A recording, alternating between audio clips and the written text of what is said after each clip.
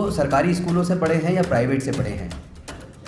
तो हमारे सर्वे में निकल कर आया 98% bureaucrats, senior doctors, senior engineers, senior scientist, senior professors और supreme court, high court, district court के जजेस 98% सरकारी स्कूलों से पढ़े हैं। तो फिर सवाल ये पैदा होता है, जब सरकारी स्कूल से पढ़ के इतने काबिल लोग निकल सकते हैं जिन्होंने भारत का निर्माण किया और विकास में अपनी भूमिका निभाई, तो फिर एजुकेशन को प्राइवेटाइज क्यों किया? फिर सरकारी स्कूलों को पिछले 15 से 20 सालों में 2.25 लाख सरकारी स्कूलों को बंद क्यों किया? जनरल कैटेगरी की भी बात करूं तो कम से कम 80% उनके लोग अपने बच्चों की हायर एजुकेशन का खर्चा नहीं उठा पाएंगे। पहला कारण यह है कि हमारे संविधान को लगभग सरकारों ने खुद खत्म कर दिया है। वो सांसद, विधायक, मंत्री, मुख्यमंत्री, प्रधानमंत्री और राष्ट्रपति बनते वक्त वो संविधान की शपथ लेते हैं। कोर्ट के अंदर जो जजेस बनते हैं, जज बनते वक्त वो संविधान की शपथ लेते हैं। वो संविधान की बनने के बाद संविधान की रक्षा करने की बजाय उसके उलट काम करते हैं। जजमेंट्स को एक वकील के तौर पर पढ़ता हूँ तो कई बार तो मुझे लगता है कि ये जजमेंट जज ने विदाउट एप्लीकेशन ऑफ माइंड किया है, कॉन्स्टिट्यूशन को ताक पे रखकर किया है। हम सुना करते थे कि कोर्ट की आंख पे पट्टी बंधी है, वो कानून पे और विटनेसेस पे, एविडेंस के आधार पे जजमेंट देते हैं। लेकिन अब ऐसा प्रतीत नहीं होता। अब तो आस्था के आधार पर भी कानून चाहे कुछ भी कहता हो, एविडेंस चाहे रिकॉर्ड पे कुछ भी अवेलेबल हो, अब तो आस्था के आधार पे भी जजमेंट होने लगी है।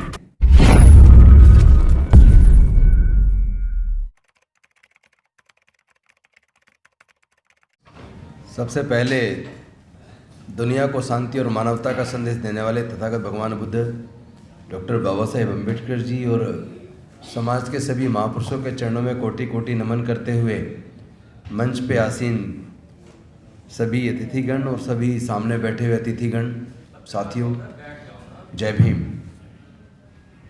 ज़्यादातर मुद्दे सब लोग बोल चुके हैं तो मैं रिपीट नहीं करूँगा।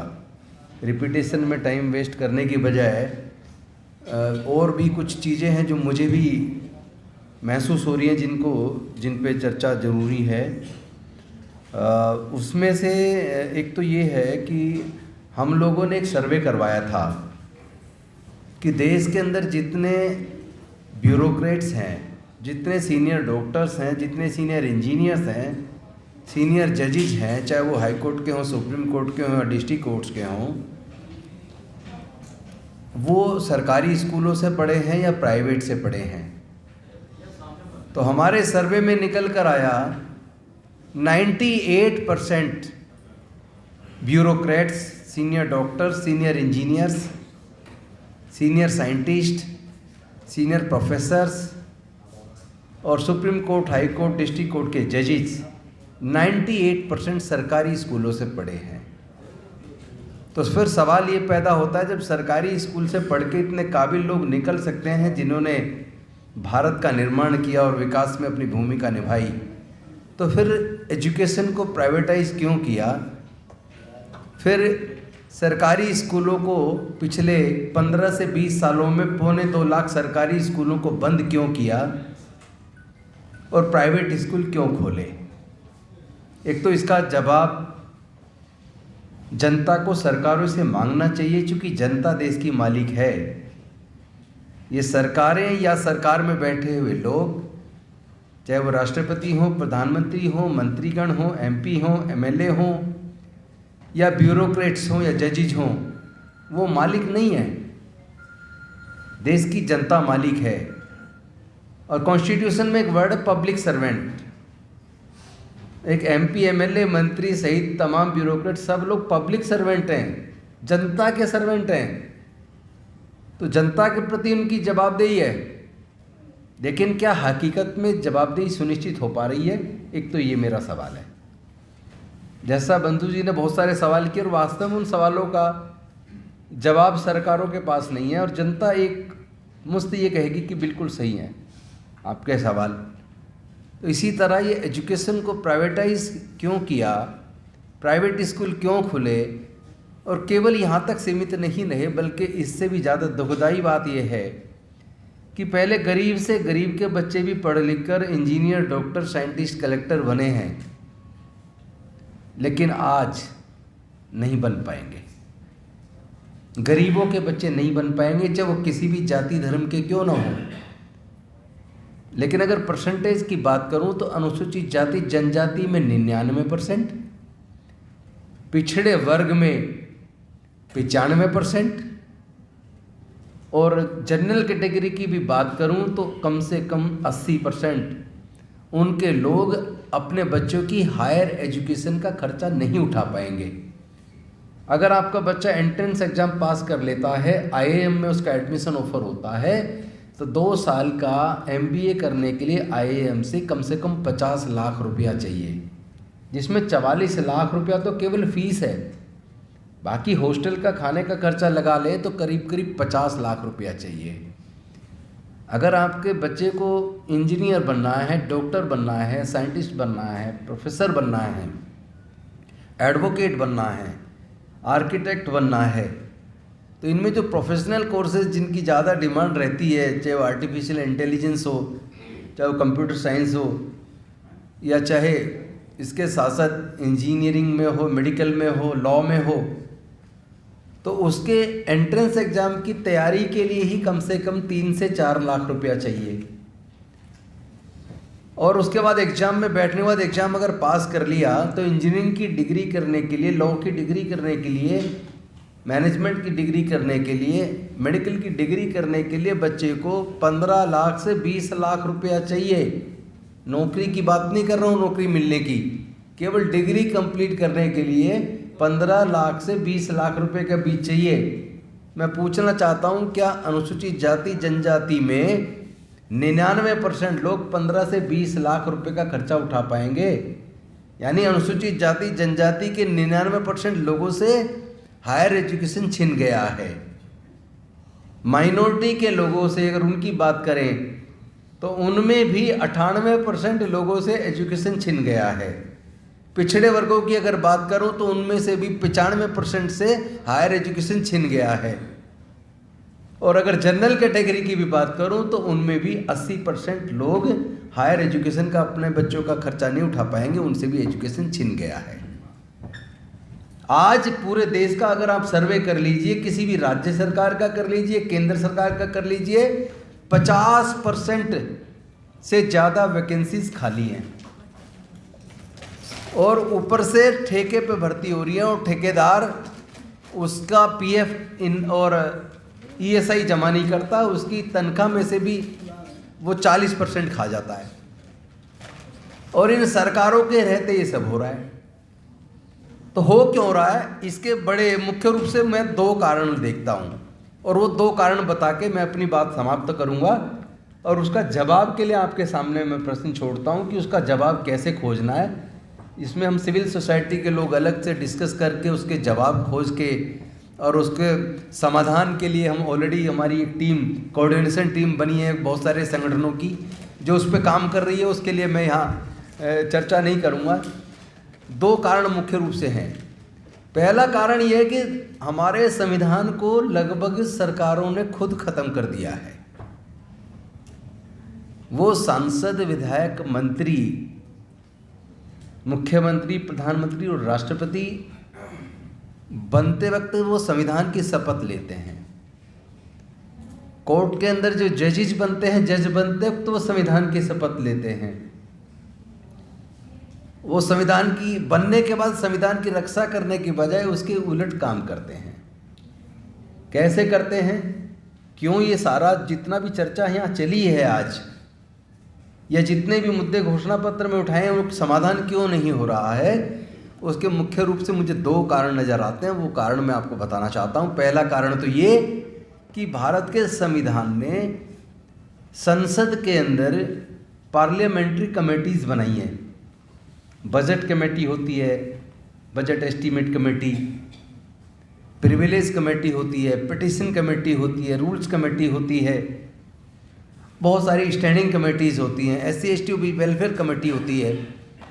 अलग अलग तरह के मुद्दों पे सरकार को गाइड करने के लिए और सरकार को कंट्रोल करने के लिए संविधान ने कमेटीज़ के गठन की व्यवस्था की है।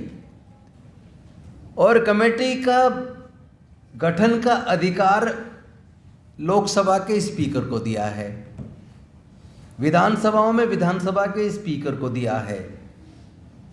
लेकिन अनफॉर्चुनेटली अब डेमोक्रेसी इस तरह ख़त्म हो रही है कि उन कमेटीज़ का गठन, और उसमें यह भी है कि कमेटी का गठन करते वक्त सभी दलों के लोगों को उसमें सदस्य बनाया जाए। अनफॉर्चुनेटली आज उन कमेटियों का गठन स्पीकर्स नहीं करते, स्पीकर्स साइन करते हैं। उन कमेटियों का गठन प्रधानमंत्री, राज्यों के अंदर मुख्यमंत्री नामों की लिस्ट बनाकर स्पीकर को देते हैं और फिर स्पीकर उन कमेटियों के गठन की घोषणा कर देता है। कौन सा मुद्दा उस कमेटी में लगेगा, कौन सा नहीं लगेगा, इसको भी तय प्रधानमंत्री और मुख्यमंत्री कर रहे हैं। जबकि एक समय था कि कमेटियां सरकार को कंट्रोल किया करती थी, सरकार की किसी भी पॉलिसी को आलोचना किया करती थी, सरकार के डिसीजंस को इवेलुएट किया करती थी और सरकार को चेताया करती थी। लेकिन आज ये कमेटियां लगभग खत्म हो गई हैं। पेपर पे कमेटियां हैं लेकिन लगभग खत्म हो गई। उनकी लगातार मीटिंगें हुआ करती थी, ब्यूरोक्रेट्स को वो कमेटियां समन किया करती थी और उन मुद्दों का समाधान सरकारों से किया करती थी, अपनी रिकमेंडेशंस भेजा करती थी। संसद के अंदर और विधानसभाओं में उन कमेटी की रिपोर्ट्स प्रस्तुत हुआ करती थी। उन रिपोर्ट्स के आधार पर सरकारें अपने फैसले तक बदला करती थी। लेकिन आज वो कमेटियां ख़त्म हैं, क्योंकि वो कमेटी बनाते वक्त जिस दल की सरकार है, कई बार तो कमेटी में सारे के सारे मेंबर उनके हैं और उनमें मुद्दा क्या लगना है, कौन सी चर्चा होनी है, किस अफसर को बुलाना है, किस अफसर को बिल्कुल नहीं बुलाना है, किस मुद्दे को उसमें रखना ही नहीं है, ये भी तय अगर प्रधानमंत्री और मुख्यमंत्री गण करेंगे तो फिर उन कमेटियों का महत्व क्या रहेगा। इसका मतलब खुद सरकारों ने, जिन्होंने खुद जब वो मंत्री मुख्यमंत्री बने या प्रधानमंत्री बने, जिन्होंने उसी संविधान की शपथ ली थी, उन्होंने ही उस संविधान को वायलेट कर दिया। तो एक तो ये कारण है जिसकी वजह से डेमोक्रेसी लगभग ख़त्म हो गई है और आपके मुद्दे वहाँ चर्चा में आते नहीं हैं। आपकी चीज़ें खत्म हो रही हैं। दूसरा मुद्दा, सरकारें लीगल एडवाइजर से एडवाइस लेती हैं। मंत्रालय भी और ऑफिसर्स जिस मुद्दे पे क्लैरिटी नहीं होती है उसको वो लॉ डिपार्टमेंट में भेजते हैं और लॉ ऑफिसर्स, लीगल एडवाइजर्स उसमें अपनी एडवाइस देते हैं ताकि सरकार उसमें कानून के हिसाब से निर्णय ले। अनफॉर्चुनेटली ये सबसे बड़ा घोटाला साबित हो गया है, क्योंकि भारत में कॉलेजियम सिस्टम है। हाई कोर्ट, सुप्रीम कोर्ट का जज बनना है तो कॉलेजियम के थ्रू नाम जाएगा, और अगर कॉलेजियम में आपका आदमी नहीं है, अगर कॉलेजियम में आपके नाम को आगे बढ़ाने वाला जज नहीं है, तो आपके लोग हाई कोर्ट, सुप्रीम कोर्ट के जज बनेंगे ही नहीं। इसी वजह से देश के सर्वोच्च न्यायालय में और देश के उच्च न्यायालयों में SC, ST, OBC, माइनॉरिटीज के प्रतिनिधि जजेज नहीं हैं। और जब आपके प्रतिनिधि नहीं है तो आपके मुद्दे वहाँ, आजकल जजमेंट्स पढ़ के कई बार लगता है जैसे जजेज ने जुडिशियस माइंड ही अप्लाई नहीं किया है, भावनाओं के ऊपर आधारित जजमेंट आने लगे हैं। तो चूंकि जब लोग सरकार से परेशान हो जाते हैं, सरकार के निर्णयों से परेशान हो जाते हैं, तो लोग कोर्ट का रुख करते हैं, उम्मीद करते हैं कोर्ट से न्याय मिलेगा।